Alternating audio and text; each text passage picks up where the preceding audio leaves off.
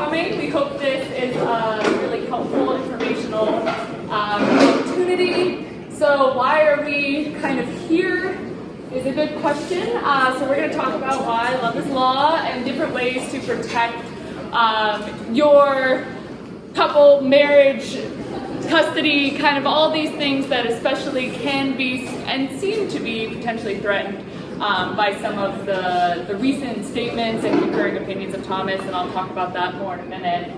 Of course, this worked 5 seconds ago, and now, there it goes. But first, we're just going to start by introducing ourselves so you know who's talking, and then we'll kind of get into the background. You're doing so good. So I'm Marlene Van Nelson. I'm the owner and principal attorney at Trellis Legal LLC. We're a small transactional law practice located in Lawrenceville. I actually don't have that much to tell you guys tonight. I just really wanted to organize this and help get some more information out about these types of issues in the wake of Dobbs. But I do business transactional law, so that means I help people set up entities like LLCs, corporations, etc. Help them with commercial lease negotiation, contracts, contract review, kind of anything around that, buying, selling businesses.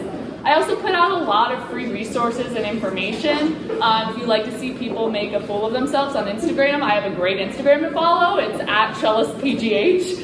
But we also do a lot of legal tips and information, especially for small business owners and nonprofits. We also do a free blog post every month, put out a free resource every month. So our mission is really to be a community-focused law practice that not only serves our clients, but serves our community. And that's one of the reasons why we're here tonight, too. So it's myself, Marlene, and my associate attorney, Erin, who's the other blonde, and our admin, Jackie. So we're a small but mighty team. Hi everyone, I'm Morgan Bonekovic. I am a family law attorney. Sorry, I brought it up the camera. I work at a firm called Pollock, Begg. We are downtown. We have about 15 attorneys. We're one of the largest family law family law focused firms in Western Pennsylvania. In addition to that, am an active member of the Pennsylvania and Allegheny County Bar Association, both their LGBTQ rights committees and their family law committees, and also a member of the Pennsylvania Interbranch Commission for Gender, Racial, and Ethnic Fairness. Hi, I'm Colin May. I'm a partner with the estate planning centers at Colin May. Estate planning is essentially things that we think about when we pass away, estates, trust, but also include things of what happens if we become incapacitated. So I like to describe my practice area and what it leads to in terms of it's about this and there, we get to this level of detail with those things. And what we're seeing that as there's changes in law at any point in time, including with the recent Dobbs decisions, is that we have to start planning defensively. And so part of our practice is, of course, we are very LGBTQUIA friendly. We also always want to make sure that we are adapting to changes in the law. It's nice to meet you. Yeah, so tonight we're just going to talk about kind of the background of why we're here and then get into some specific legal issues around estate planning as well as incapacity planning and how you transition assets as well as family law custody issues, and then I'm going to touch a little bit on how some of these issues relate to owning a business. And obviously we're lawyers, so there's got to be a disclaimer somewhere. This is not specific legal advice to any certain situation, so we're here to provide general information for you to help understand the types of things you should be thinking about, to potentially reach out to a lawyer about and get guidance on, and specific legal advice. But we wanted to at least get some of this information out there because we know the hardest thing is, what don't I know?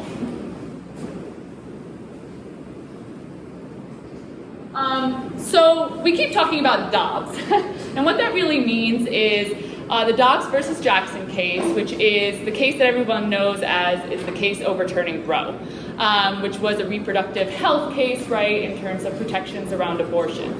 So what does that have to do with LGBTQIA besides just access to reproductive health care? Well, our favorite Justice Thomas, I say that with heavy sarcasm, stated that, they also wanted to use the reasoning that they used to overturn Roe, which is a lot of we find very interesting legal arguments that probably we could be all here talking all night about and would not be that interesting to you guys. But basically, it centers around what is called substantive due process and certain rights. And one of the things is there's the main decision that Justice Alito wrote, and then there's what's called a concurring opinion. And a concurring opinion is basically an opinion that is saying, I agree with the main outcome of this decision, but I also have other thoughts on this, or I think it has other implications, or I also think additional things. And as most lawyers like to do, and judges, they like to write long things about what they think and hear themselves talk and hear themselves write. And actually, Colin wrote this great outline for tonight, and he had a really good example of what a concurring versus a main opinion is. And his example was basically saying, Colin and I both like mint chocolate chip ice cream, and our decision is that mint chocolate chip ice cream is great. But Colin thinks it's great because of the mint, and I think it's great because of the mint and the chocolate chips. And that's kind of the example. So I needed to write an additional opinion saying why I thought mint chocolate chip was great. And so what Justice Thomas did is he wrote an opinion basically saying, I agree with all this, and I also think that this decision will allow us to overturn other decisions based on substantive due rights. Griswold versus Connecticut, Lawrence v. Texas, and Obergefell v. Hodges. And all three of those are very impactful cases. But Obergefell v. Hodges was the case that allowed for same-sex or LGBT plus marriage. And so one of the concerns, though, is it says, okay, well, they didn't actually overturn it, so what's the concern? Well, the issue is by him saying that, he's encouraging, potentially, states, local governments, and individual actors, the Kim Davises of the world, if you remember that name, to try to deny rights or take action that could potentially impact individual situations. So for example, you're in a hospital with your spouse, and that hospital or that nurse decides not to recognize your marriage. What are your other ways that you could protect that? And again, our goal is not to scare you. The sky is not falling, but there are different legal protections that you can think about if you want to have a little more safety around those issues. And there are also sometimes good planning things, right? They're good to think about. Any of us should maybe have a will or have a plan for if we become incapacitated. So it's also just good planning in general. There are good lawyers and resources out there to help people, and that's one of the things we're hoping to do here tonight. So now I'm going to hand it over to Colin, who's going to talk about the fun world of estate planning. It seems to be working. So. Okay. Rolling with the punches here. So yeah, estate planning, I promise this is not going to be the most depressing conversation in the entire world. Colin, thank you so much. Oh, so I got to get in camera here. Okay, I'm there on camera. Very good. So a lot of times when we think about estate planning, what we're always thinking about is, well, what's going to happen with my property when I pass away?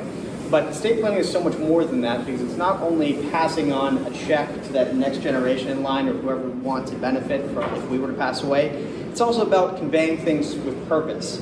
Another side to estate planning that I always say, that if a client walks into my office and they leave with no other documents in place, very, very important to have things like financial power of attorney in place, to put a directive in place to say who can take over for you if something should happen, as well as healthcare documents, living wills, healthcare powers of attorney. We also do quite a bit of spousal planning, and I have the divorce attorney over here who's going to correct me if I'm wrong in any of those things, but also a large element of this is tax planning as well. As we get into, wait a few moments here. Okay. Wills versus trust. Wills versus trust, in terms of things like probate avoidance, we know that if we own assets in our own name when we pass away, we have to go through this probate process. Trust-based planning becomes especially important for families who I would consider non-traditional, who are looking to leave a gift to a non-married partner. We want to make sure that we do that with purpose and the trust and the good application for that. Because oftentimes when I'm talking with families and I'm asking a person about what's most important to them in life, I don't often hear things like, well, it's the balance of my bank account or my IRA or my U.S. Treasury bonds. It's about the people that we experience life with and the experiences we have with them. Some areas of concern that we have, that we see a lot in our practice with sometimes same-sex couples, same-sex married couples, as well as just same-sex partners, is that oftentimes if we have children, whether they're natural or adopted, we want to make sure that we're putting adequate safeguards in place for those children, depending on who we knew them to be as people. If they were to pass away or become incapacitated, just like Marlene said before, the sky is not falling. We don't think that even if something like Obergefell was overturned, that we would see much action in Pennsylvania. We are fortunate that while we do have a very conservative state, we do have a lot of progressive leadership that's coming up. And we also see that as long as we plan defensively, there are ways to plan around that. Starting off, just real quick to talk about what the financial power of attorney is and why I say it's a very important document to have. A lot of times, if someone is married, they assume that their spouse has automatic authority to be able to manage their assets should that happen. Even something as simple as paying the Comcast bill can become incredibly difficult if we don't have that documentation in place. And very important too that if we do expect that there's going to be changes in marital law, we want to make sure that we're identifying who the person is who can act on our behalf at any point in time.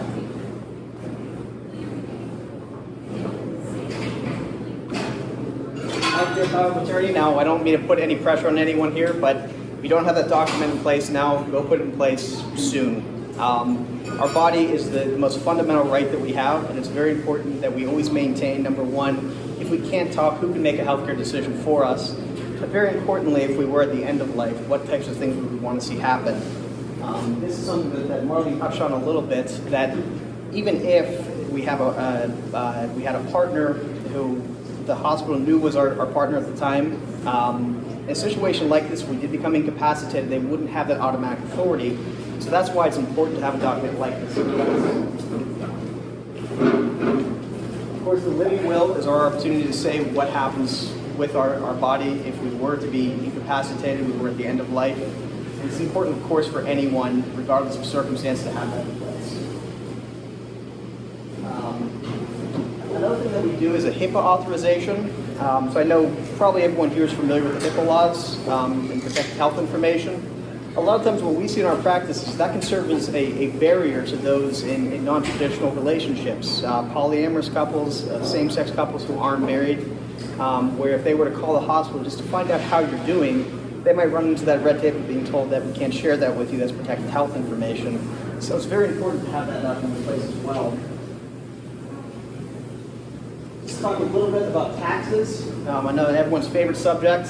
In Pennsylvania, we do have two forms of death tax. We have Pennsylvania inheritance tax. We also have federal estate tax. There's some income tax implications of estate planning too. We definitely want to be sensitive of that, again, with non-married couples. Also, we're going to touch on a little bit of local estate tax. Now, in Pennsylvania, the inheritance tax rate is this. If you are married at 0%, and we don't see that changing. If you were married under previous law, we anticipate that that law is going to be in place and that your marriage is going to be valid. And therefore it's going to be 0%. Lineal descendants, kids, grandkids, and the like, 4.5%, whether they're natural or adopted. Siblings are 12%. Then at the bottom there we have the 15%. 15% is for everybody else. And where we can see a lot of that 15% apply is when we have same-sex couples who didn't get married. So it's very important to know that that tax rate is not because we moved from 0 to 15%. If for some reason we weren't married, and it's important that, not that I'm encouraging anyone who isn't married to get married, it's important that we have some planning in place to address that 15%. The good news is federal estate tax is 40%. Well, that's the bad news. It's 40%, but it doesn't kick in until we have $11 billion in assets and $22.4 million. So unless your last name is Rothschild or Melenscape, chances are we're not hitting those rates. And yes, of course, that means there's one less thing we'd be concerned about, but it's also something that we want to be sensitive on, because as we see, Congress will change its mind like I changed myself. It's also very important for non-married couples to be aware of IRAs and how those work. Married couples can inherit an IRA and treat it as their own. That means that continued tax deferral will continue to carry over for that person's life. From non-married partners, and same thing applies to kids or to any other beneficiary, For most people, it's been limited to just 10 years. So if a person's not married and we leave them in an IRA, they only have 10 years of continued tax deferral. So yet another thing that we want to make sure that we're planning around. If we talk about things like things that have built-in capital gains, real estate. I took a picture of a Bonekovic building here just as an example of where we've seen properties appreciate in value. We need to be very careful if we are making gifts during lifetime, whether it's in a trust or directly to the person, to make sure that we're being sensitive of these capital gains issues too. And of course, one of the big ones from a local tax level is, again, if we are planning for someone that we are not married to, which the state of Pennsylvania considers a non-relationship, if we're transferring that property to them or to a trust for their benefit, we need to make sure that we're being made aware of what's called realty transfer tax, which is a state level and local tax, especially in an area like Pittsburgh. We want to be very sensitive to issues like that. And the final thing I want to touch on is this. I think a lot of times when we talk about estate planning, we're not talking about things like guardianship of minor children. Who's going to take care of my kids? Oftentimes for same-sex couples, we may have children that are adopted. We may have a combination of natural and adopted children. It's very important for you and your partner, if you do have children together, to have things in place to not only protect your child from a physical level, who might maintain custody of them if something happened to me, but also to say who would be the financial manager, what we call the trustee, in the event that something were to happen. And with that, I've been talking for long enough, so I'll hand it over to Morgan here.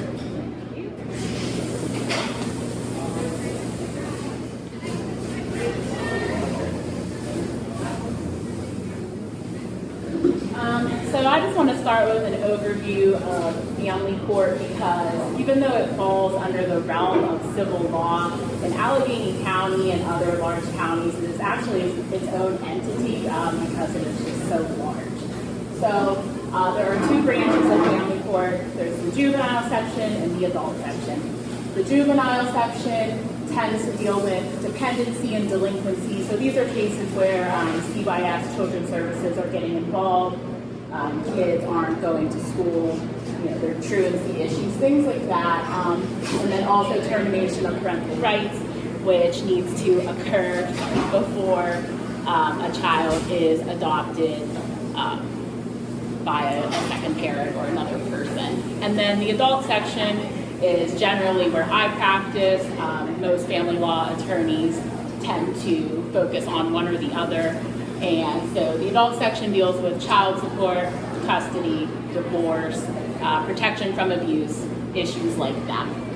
And in Allegheny County, they have a really cool rule. It's called one judge, one family. And essentially, if your family is involved in the family court system in Allegheny County, say there is a parent that has a custody matter with one other parent, and then they also have a divorce matter, maybe with another person, and later there's a child support issue down the road. That family, both of those families will just have one judge, because they want the judge to, become comfortable with the family, and so if there are any case crossing, that they kind of know all the facts. So I'm going to start with talking a little bit about marriage and divorce. Like Marlene and Colin said, with the Dobbs decision and the concurrence by Thomas, the first question, is gay marriage next? Is same-sex marriage next?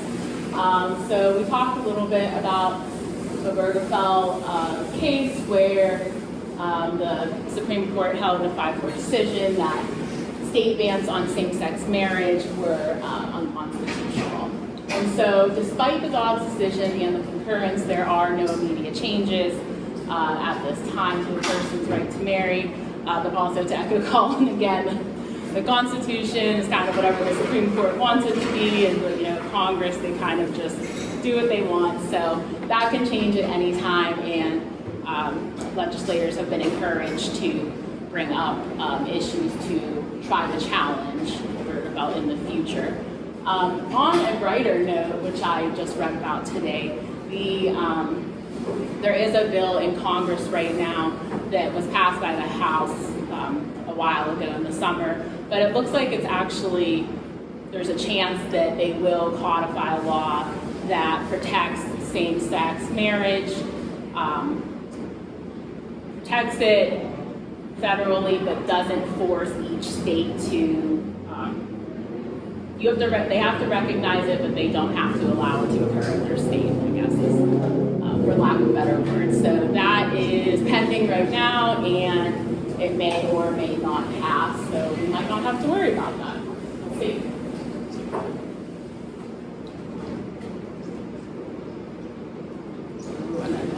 Okay. And so again, if the Bergefell is overturned, it likely will only affect future marriages. So if you're married prior to any challenges against that case, it should not invalidate your current marriage unless some other laws are put into place. And then likewise, divorce will not be affected. So if you're already married, you should have no issues getting a divorce if you so choose.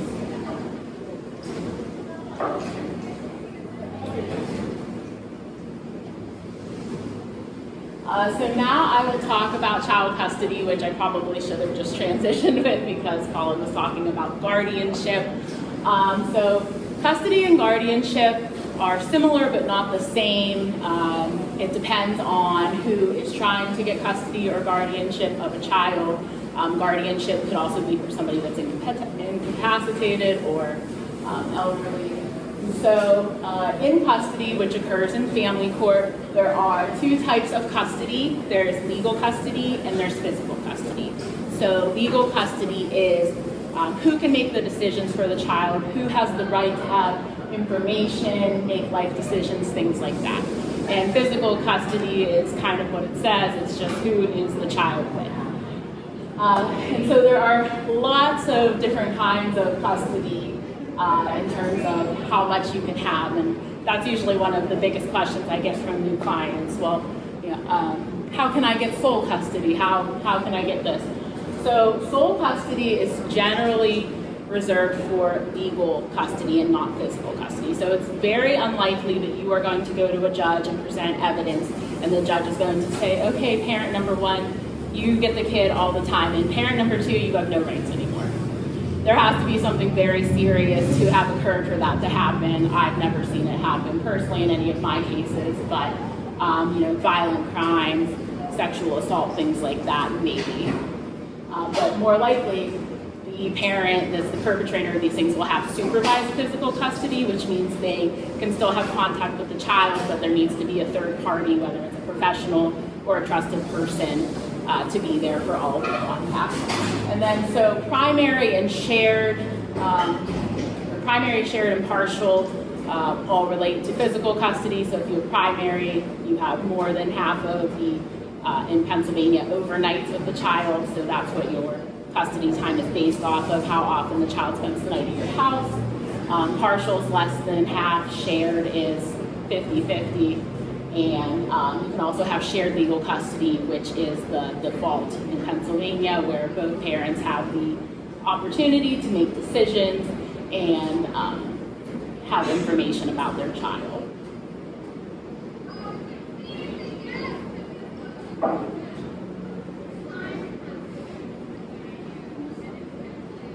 It's just the arrow. Okay. So how does the judge decide custody? So in custody, the judge will decide based on the best interest of the child. That is the leading concern for the judge. It should be also the leading concern for the parents. Sometimes it is, sometimes it isn't. So there are 18 factors in Pennsylvania that are considered by the judge. If you have to go through the entire court process and have a custody trial, the judge will need to issue an opinion with all of these factors laid out, and they would say which party it favors. So I put up here some examples of what a judge is going to be looking at, some of the factors. So who is more likely to permit continued contact between the child and the other parent? The need for stability in education, family, community life, attempts to turn the child against the other parent. So they also look at negative things that one parent may be doing to the other parent, history of drug and alcohol abuse, mental and physical condition of the people in the home. So those are just some of the things that are considered. So child custody and standing. I thought this was important to talk about today. So what is standing? Standing is how the court determines if you are the proper person to bring a complaint or a matter to the court. So not everybody can just go file for custody for someone else's child. You have to have standing.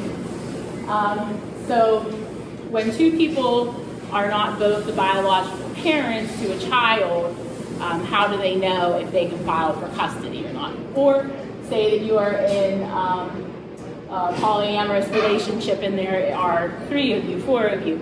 How do you know who can file for custody? And so the court will need to determine if the non-biological parent does have standing. As a third party, you need to be standing in loco parentis, is what it's called, and that just means that you're acting as a parent to this child. So you'll need to prove that you help them with your homework, you do their bedtime routine, things like that. So in Pennsylvania, standing requirements again limit who can seek child custody. So the parent is always permitted, a person who stands in loco parentis, a grandparent or a great-grandparent in certain situations. So specifically, I won't get into it, but there are certain situations where grandparents can get like primary custody, and then there are separate situations where grandparents can get partial custody rights, specifically if one parent is deceased. And then other individuals under certain circumstances, again,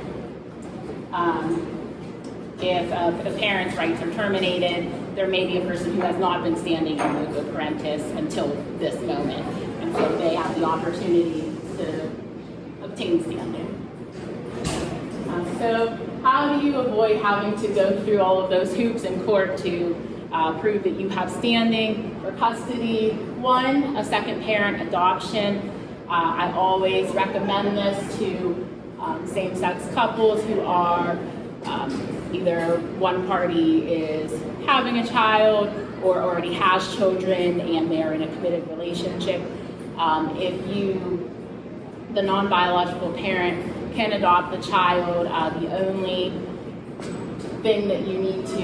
hurdle you need to overcome is that you will need to terminate the rights of the other biological parent. Some parents will do that voluntarily, some won't. So that is one issue that you do have to face with second parent adoption.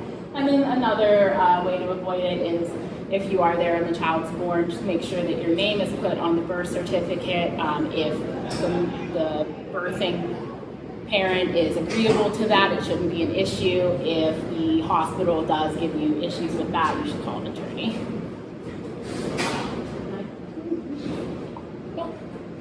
Awesome. Thanks, Morgan. Thanks, Colin. So yeah, as you can see, a lot of these considerations have to do both kind of generally, but then also have specific considerations to LGBTQIA+ people and polyamorous relationships, and often situations that aren't as typically talked about, right? And so it's important to think about all these things kind of zoomed in and to go speak with an attorney who you feel comfortable with. This is definitely an important factor of choosing an attorney, to ask these types of questions. And a lot of times, attorneys like me, business attorneys, end up referring a lot to attorneys like them or incorporating them in our discussions because a lot of times there is a lot of interrelated factors. So for example, I set up a lot of businesses for people. I'll just use the example of a limited liability company. It's a common small business setup. It's called an LLC, and that's where you can have a legal structure in which you have either one or multiple owners.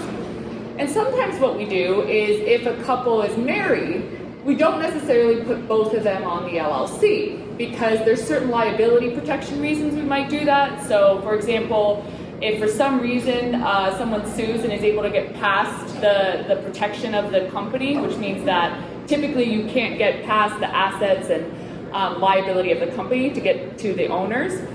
But if you are operating your company correctly and someone is able to do that, if both spouses are on the LLC, they could get after any jointly held assets. Whereas if you only have one spouse on the LLC, they can't go after any jointly held assets. And typically, Morgan can correct me if I'm wrong, that spouse still has rights and claims to the benefits and the property and the income from that LLC. So it's not like, oh, I'm not on that, but if we get divorced, I don't get anything from it. They still have rights. So like I said, a lot of times we'll recommend that both spouses not be on it. However, if there is some concern that those rights, if you're not married or if those rights become potentially invalidated, we might want to consider putting both people on the LLC, so then there is by default mutual rights in that company. And another way we do that too is even if you don't both go on the company, we pass what's called an authorized agent resolution, which says the main person owns the company, but we pass a resolution, which is a fancy legal word for a decision of the company that you put in writing, that says this other person has the authority to sign checks, work with the bank, act on behalf of the company, sign contracts. So it's a good thing to have either way, because it also, if something happens to you, someone else has rights for your company. So that's where it's a consideration, whether you're married or not, is how you think about that in terms of ownership in a company if you're both involved with, or a lot of times there's no way someone you're with isn't involved with you, like your company if you own a company, because anyone who owns a company knows that basically it's your whole life and anyone around you is going to get sucked into it.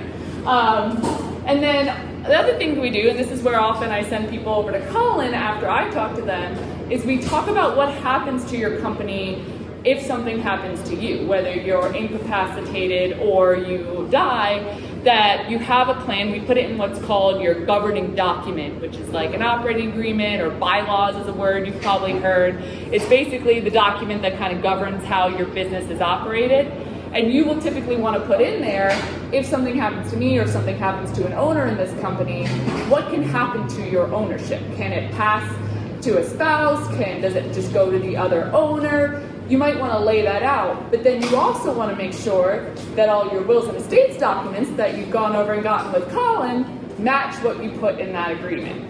And that's another way, because really a lot of things we're talking about tonight are what are ways we can legally structure this through all the different other pathways outside of just spousal rights, that you can create these systems of protection and backup basically in legal documentation. And so having in your company, if you own a business and you want to make sure your spouse, partner, or partners have some rights in that business if something happens to you or they are involved in the business themselves, that there's proper documentation that accounts for that, and that they have some rights in your business if something happens to you.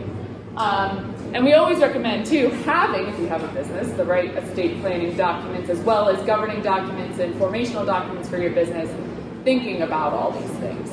And that's really what a lot of this is about too, right? Is so you can go to Colin and say, you know, I'm in a polyamorous relationship and I want to account for how I can transfer some assets to them if something happens to me.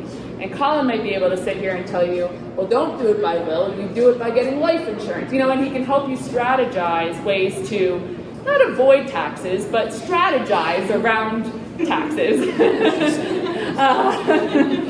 and your obligations. Or you can make sure you have the legal documentation in writing with Morgan, right, to help make sure that you have those custody rights, you have that standing. And with business, it's really the same thing. We help make sure all these things talk to each other if you own a business, so that we can incorporate in those documentations. And a lot of times we're a person where we represent a business and they come to us with these questions and we refer them and act as a point of contact for all these other attorneys to help strategize around these things. So that's kind of it. We wanted to keep it kind of brief and overarching because we wanted people to feel like they can ask questions, because otherwise we could all talk about these individual areas for many more hours than any of you would be interested in. So we do have our contact information up here. We have cards up here. We also do have a sign-in sheet if you want to. Like my firm puts out a newsletter and free resource every month.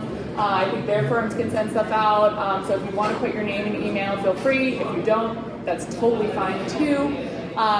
We are recording this I can't guarantee any sort of quality, but we are recording it and we'll post that in the Facebook event. And then also if you take one of our cards or email us and want a copy of it, let us know, and I'll figure out the technology to hopefully make that happen for you.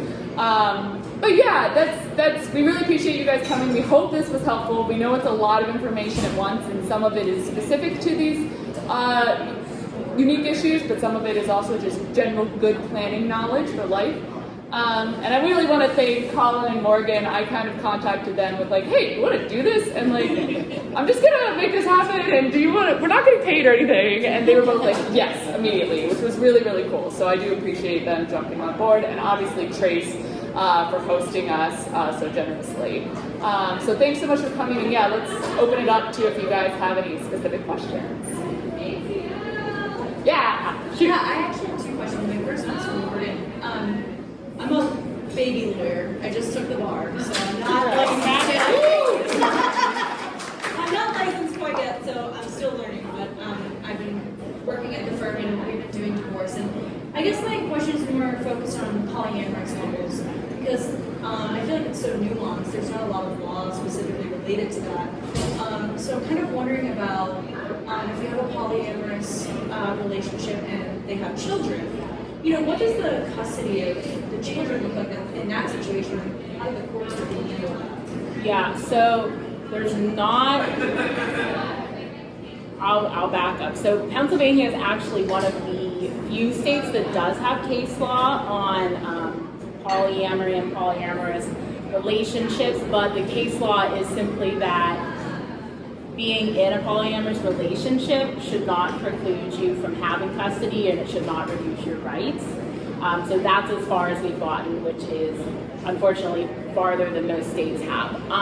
So again, it comes down to standing. It's not uncommon for there to be more than 2 people involved in a custody matter. So more often you'll see maybe grandparents and mom and dad. Like that's generally what you see in a custody matter when there's more than 2 people. So it's possible to split, legal custody and physical custody in more than just 50-50, between 2 people. So you don't see it very often, but it is possible.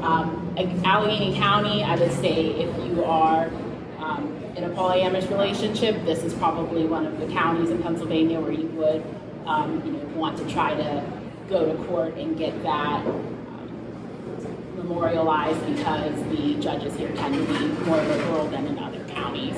Yeah. I hope that answered your question. Yes, it did. Okay, cool. There's one in the back, and then look at you. So if you're already married, so say one partner has carries a child, the other partner still have to legally adopt the child if you're married or still not married. So in light of the Dobbs decision, just generally it's recommended that you do the second parent adoption because if it eventually comes down to you travel to other states that don't recognize your marriage, you may run into issues with the parentage of the child.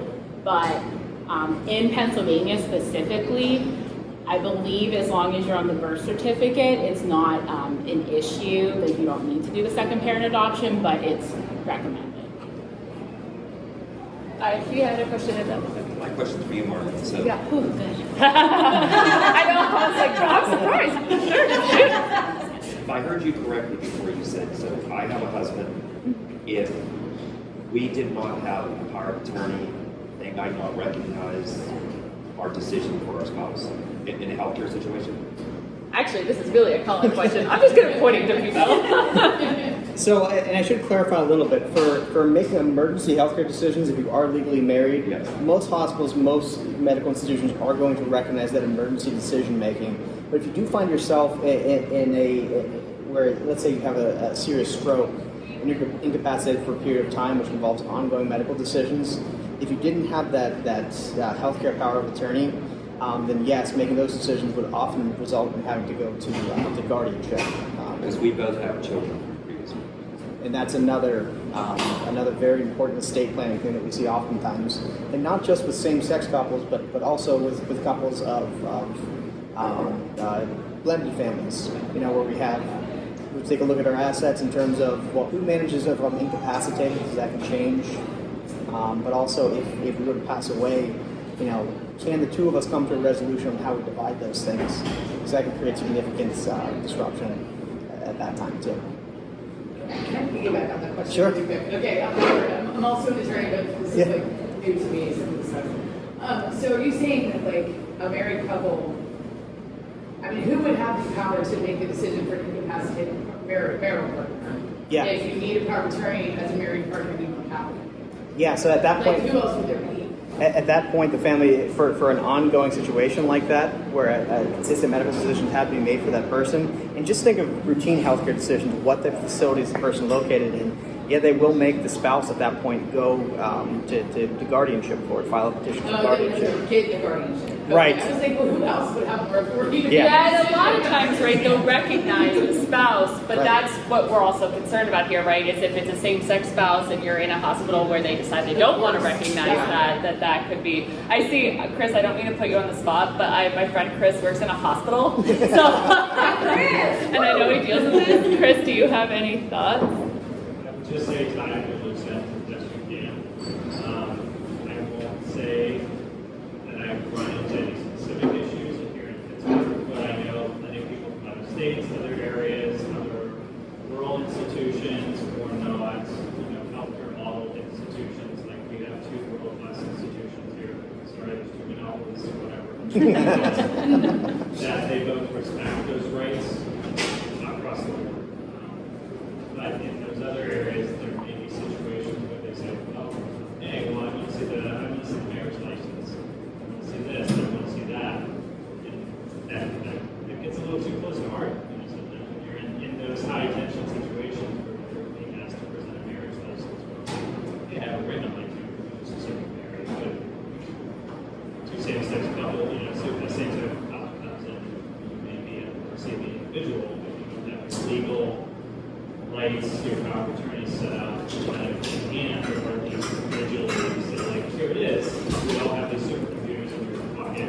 Keep it digitally on hand, and when you walk into an institution, sure you don't have a marriage certificate, but you have, yeah, I have a power of attorney right here. Yes, this is my husband. This is my wife. Yes, I am identifying as this sex, whatever it is. And that's, if they don't recognize that, we don't call it.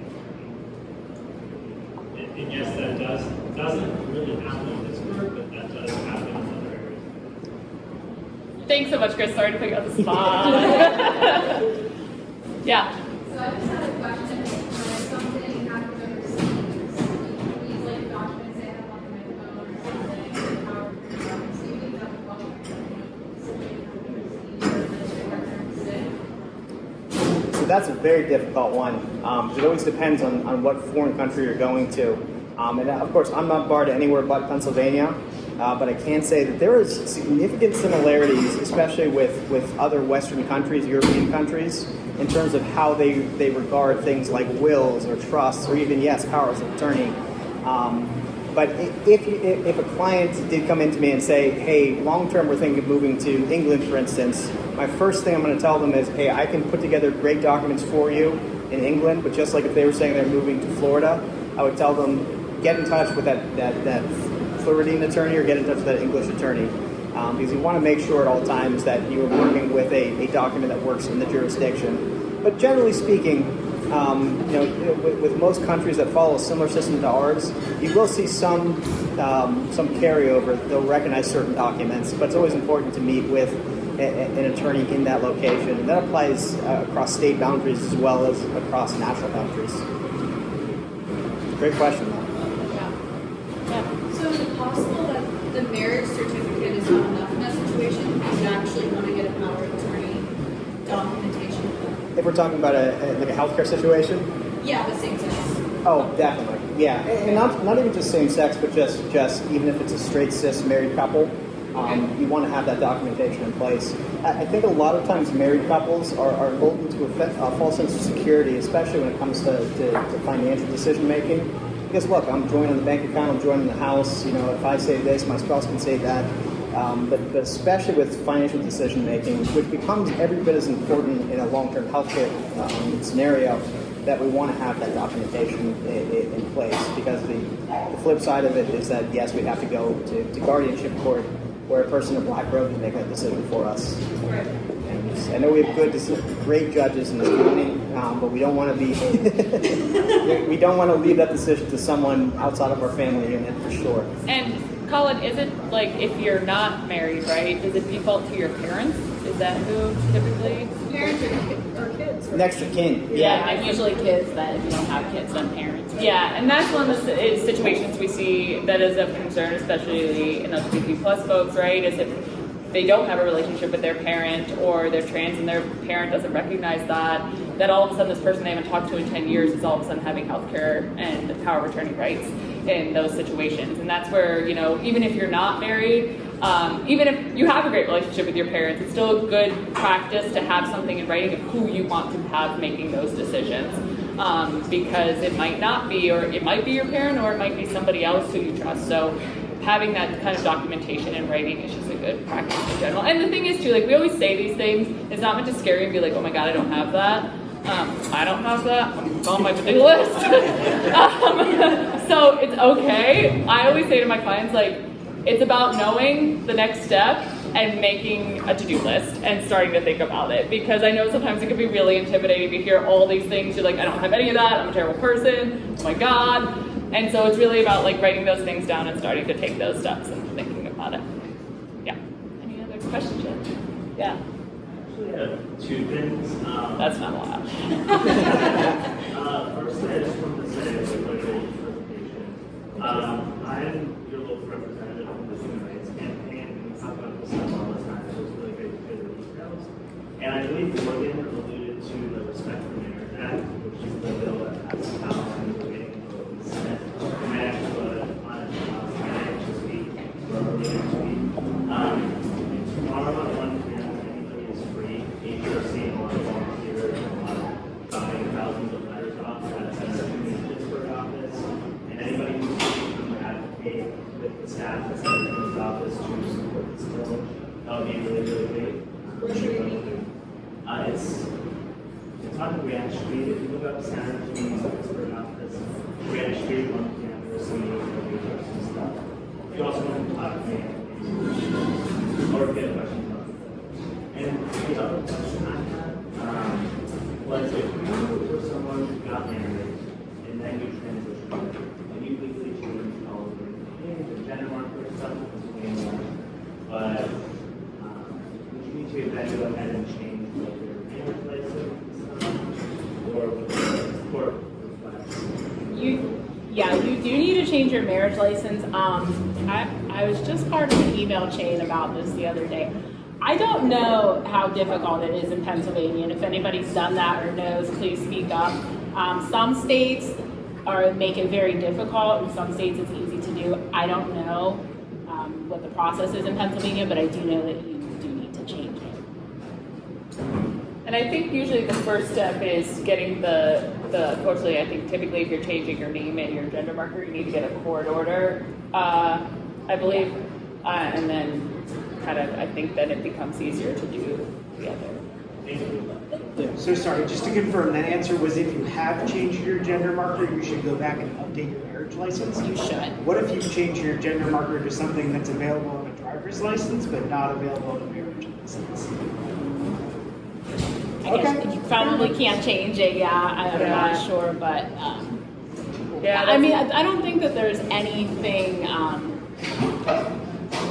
like there's probably nothing imminent that would come up with your gender marker on your marriage license, because you generally don't need to show your marriage license to other people, but in the event that you do. and probably the name, if you did change your name at all, then you can do that. And typically, if you have existing documentation with your dead name on it, and things like that can help show that line.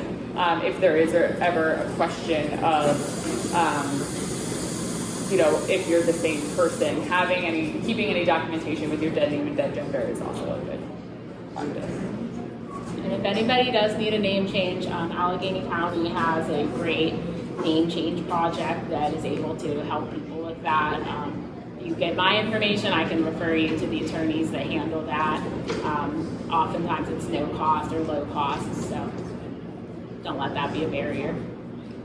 Yeah. Thanks for being here and sharing your knowledge. I know that information today is very confusing. A lot of us have devices in our pockets that tell us a lot of stories. You guys seem to be experts in your field, so are there any resources that you can share with us that you lean on in these times with this information, using information that you trust? That's a really good. That is a really good question. Yeah, we tend to like read statutes. Yeah. If you have trouble sleeping, highly recommend. Yeah, I mean, always, it's sometimes really confusing and they use a lot of crazy language, but oftentimes going to the actual language of the law is a good place to start.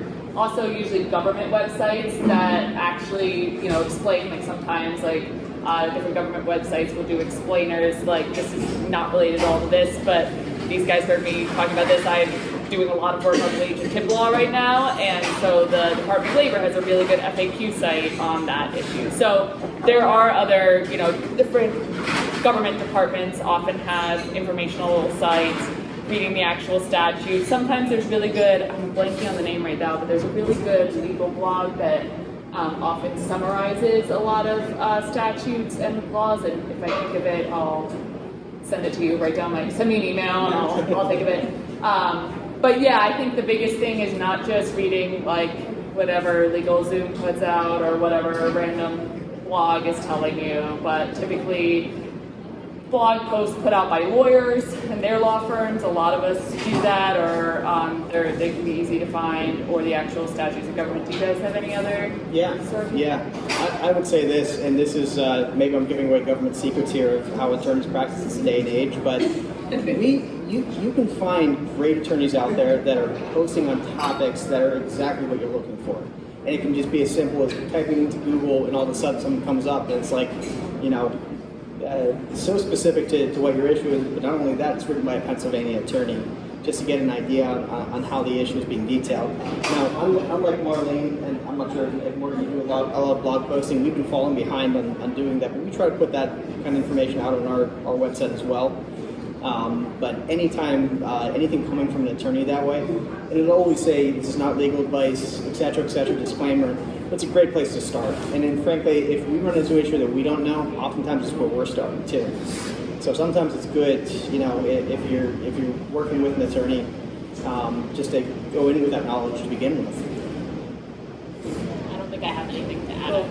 And most attorneys, like we can seem really scary or expensive. Most attorneys, I know we both do. I don't know if you do free initial consultations or a set flat rate initial consultation, or they'll tell you your rates if you call. So a lot of times you can also just at least get some of that initial information and know where to look, or know what to be thinking about, and who even the right attorney to talk to is. And a lot of times attorneys, like us for example, we often refer to other attorneys. So you can also reach out to someone, and if they say, this isn't an area I know well, but here's an EMA or here's a firm that I know practices in that area, because I get it can be really complicated to know what attorneys practice what falls under that area.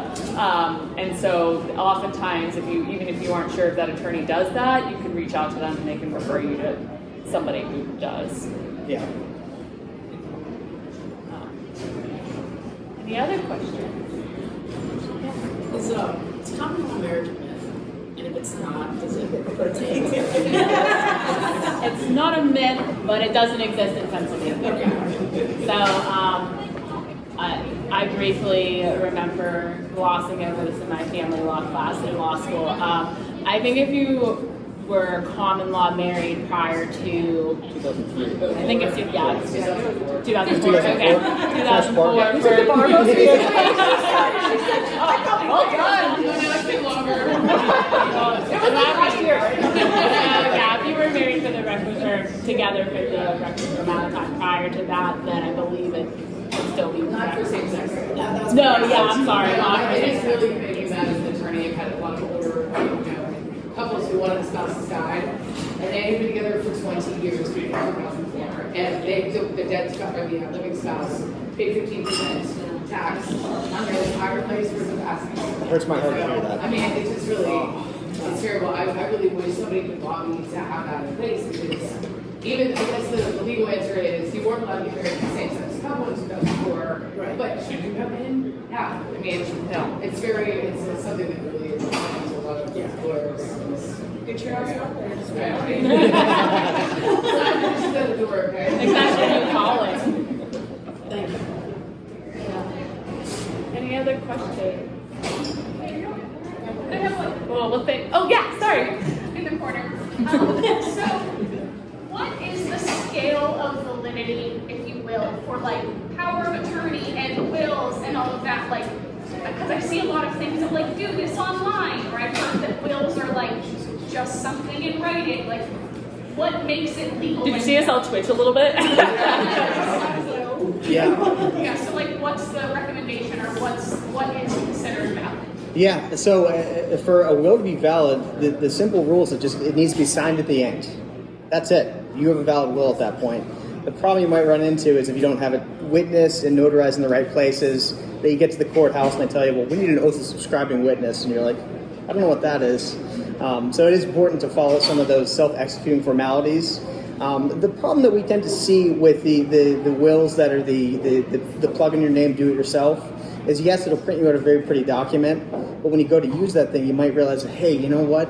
Maybe one of my beneficiaries isn't in good health right now. Maybe they are on some sort of government benefit like SSI or Medicaid. And what we've done is we've just essentially given them that inheritance, and we've pretty much given it to the government because they have to spend it down. That's just one example. We do a lot of young parent planning as well. And so a big thing there is making sure you have a structure in place for those kids on an ongoing basis. And I always say 21 is the year that you're a legal adult for most purposes. But when most parents look at their kids who are 24, they say, don't want to do that. The one thing I will tell you is this, and this is something that's publicly available, and I encourage everyone to at least look into it, is living wills and healthcare powers of attorney. Even places like 2 of the big hospitals we have around here will give you a document that is very good in terms of it being a healthcare power of attorney. Healthcare power of attorney is no difficult thing for us to prepare. A lot of us use the same forms.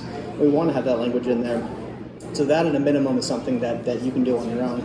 Does that answer your question though? Yes. Yeah. Okay. Any other questions? Cool. Well, thank you again so Thank you. much. Thank Give us you. a call back to come to a legal thing on a Tuesday night. Feel free to add your email, get a K-Guard cards, contact your information. Like I said, we put out free resources every month, as well as a free blog post, and our Instagram is full of legal tips, largely for business, but also for comedy. And these guys also put out great information, and we're all happy to be a resource to folks and help them navigate this, whether we're the right attorney for you or somebody else is. And thanks again to you guys for joining in this. And if you have any other quick questions or want to just connect with us, please feel free to come up and chat.